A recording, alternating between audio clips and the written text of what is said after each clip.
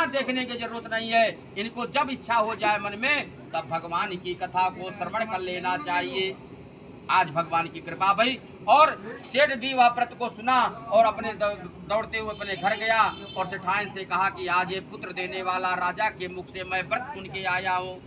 सेठाइन बहुत प्रसन्न हुई, कहीं इस व्रत को तुरंत कर लेना चाहिए। सेठ ने कहा कि अब इस व्रत को तब करूंगा जब मेरे कोई संतान हो जाएगा। सेठाइन ने कहा इस व्रत को कर लो।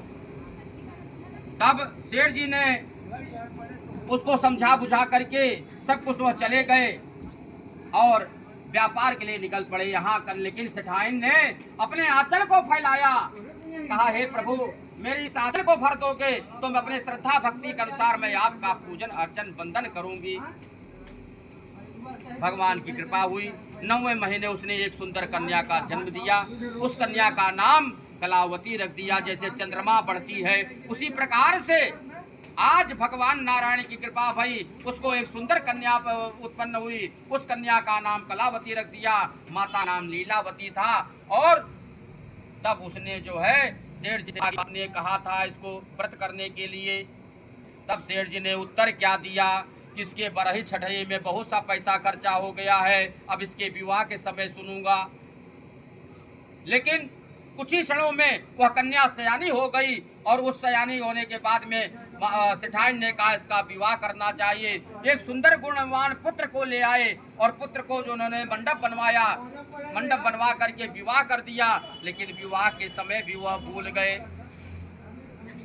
आज भगवान ने उसको श्राप दे दिया। दामाद को लेकर के वह व्यापार के लिए निकल पड़े और जब वह व्यापार के लिए गए चंद्रकेतु राजा के महल के पास पहुंचते हैं। वहां चोर राजा का धन चोर चुरा करके भाग रहे थे और